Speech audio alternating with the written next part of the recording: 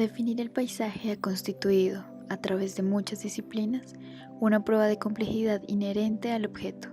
El arte, la filosofía, la biología, hasta la ingeniería han desarrollado al menos una definición propia del paisaje, nacida desde las técnicas y los principios en los que se sustentan. Sin embargo, desde un plano que excede la perspectiva parcial de cada campo, sí parece existir un acuerdo claro en torno a varios conceptos. Uno de ellos resulta ser la percepción como vehículo mediante el que una realidad física se hace paisaje, de manera que la definición de paisaje se reduce a un concepto netamente subjetivo. A pesar de lo anterior, y dejando de lado la subjetividad del concepto, podemos afirmar que los paisajes son porciones de tierra en donde se encuentran elementos naturales y elementos artificiales creados por el hombre. De forma general, los elementos que identifican al paisaje natural son el área, el relieve, el agua, el clima, el suelo, la flora y fauna, los cuales atribuyen cierto valor al espacio donde se encuentran. Este valor puede explicarse desde lo ambiental, cultural o económico, siendo este último uno de los atributos más controversiales de la valoración del paisaje. Entonces, para algunas generaciones, es evidente que el paisaje no ha permanecido invariable a lo largo del tiempo. Los cambios en la percepción del entorno son respuesta, por un lado, a fenómenos naturales o antrópicos que han alterado la composición del paisaje, por ejemplo, la erosión en las montañas o la expansión de las ciudades. Por otro lado, a cambios en los paradigmas sociales, es decir, a la adaptación del contexto social al desarrollo. No obstante, estas dos situaciones se pueden relacionar entre sí. La adaptación del contexto social al desarrollo implica que, en algunos casos, sucedan fenómenos antrópicos definidos por cambios en el uso del suelo, lo que, en consecuencia, altera físicamente la composición del paisaje. Ahora bien, al analizar el contexto social desde una visión histórica, podemos identificar diversas manifestaciones de poder que pueden clasificarse en poder social, político, cultural o económico. Cada uno de ellos expresado a través de personas u organizaciones que siguen ciertos objetivos y además tienen amplia capacidad para llegar a ellos. Luego, al relacionarlos con los cambios en el paisaje, podemos afirmar que ha sido el poder económico el que más ha tenido efecto sobre estos.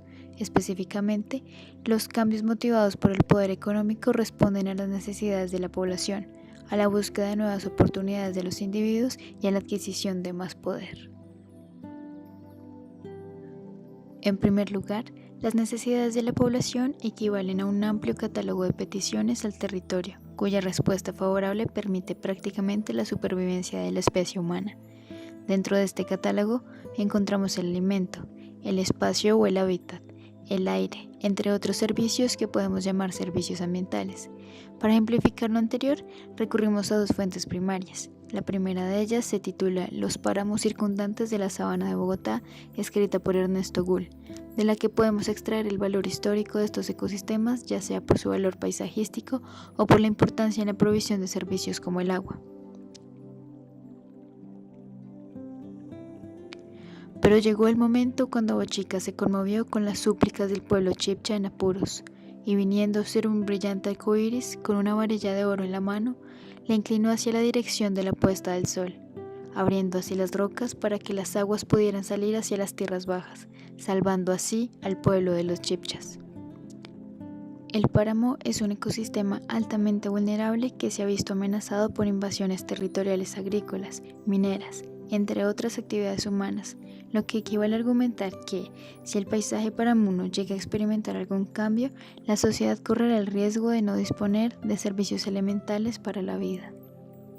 La segunda de las fuentes son los mapas de Bogotá, los cuales nos muestran la expansión de la ciudad como una respuesta al crecimiento poblacional.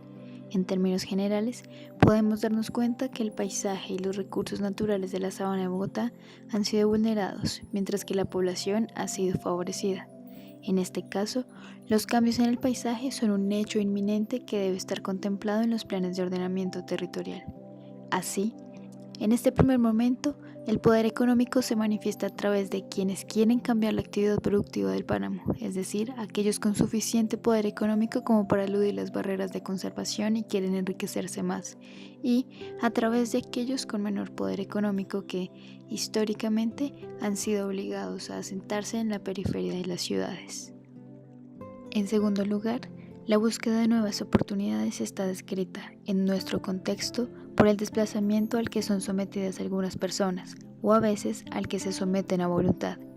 Este último caso está ilustrado por Tiberio Valderrama, cuya historia es narrada en el libro Colombia, bosquejo de su geografía tropical, de Ernesto Gull. Tiberio decide salir de su tierra natal junto con su familia, con el objetivo de mejorar su calidad de vida.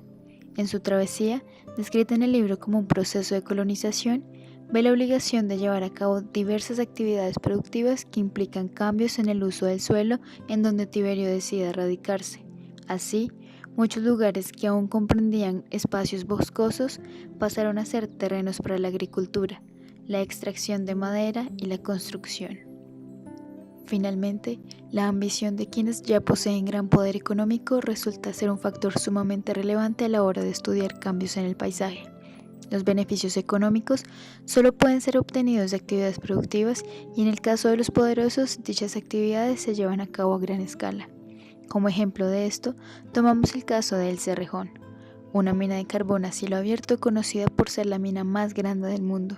Esta se encuentra en el departamento de La Guajira. Antes de la llegada de la minería a la región, los pobladores vivían de la agricultura, la pesca y en algunos lugares aún se llevaba a cabo el trueque.